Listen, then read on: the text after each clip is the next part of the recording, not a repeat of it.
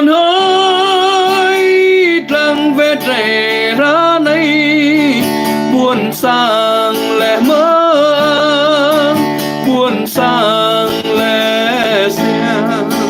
ha ha ha ha ha ha ha ha ha mừng mùa lúa mới trên cao nguyên vang dồn tiếng ca mùa về lúa ngát thương mùa về gieo vui ha ha ha ha ha ha ha ha ha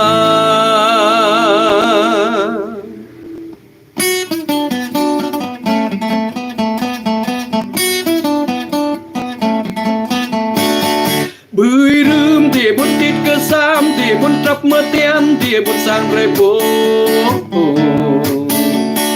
bưởi rơm thì bút tít cơ sam thì bút trap mơ tiên thì bút sang rơi bố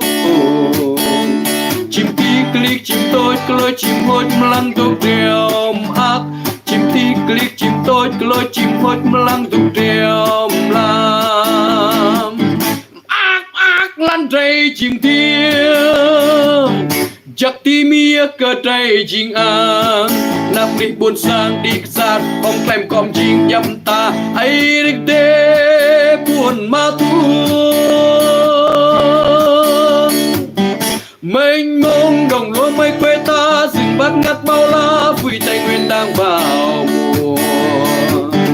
nghe em tình anh đang dâng hương lời ca anh yêu thương vui tây nguyên đang vào mùa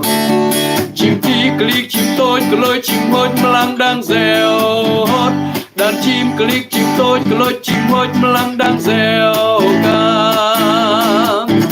tiếng trống vô vàng sang mừng Tây Nguyên đang vào mùa anh chị em ơi nhanh tay buôn làng thân yêu đang nghe chăng lời tôi ca vọng vang xa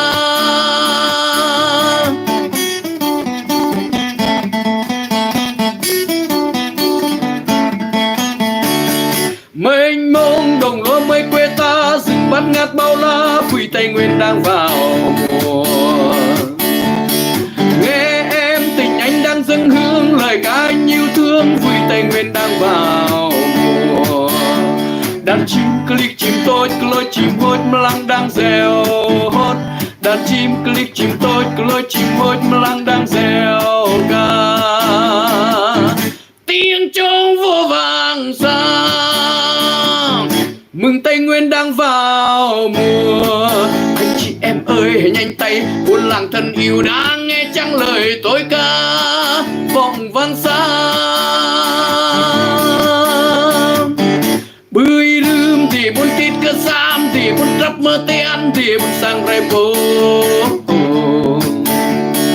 bưởi rơm thì buôn tít cơ sam thì buôn trap mơ tiên thì buôn sang rơi bố chim tí click chim tôi lôi chim hốt mlang đông triều ác chim tí click chim tôi lôi chim hốt mlang đông triều làm ác lan rây chinh tiếng chắc tí mía cơ trai chinh an nắp đi buồn sang đi ra không kèm cọm chinh nhầm ta hay đích tê buồn ma thu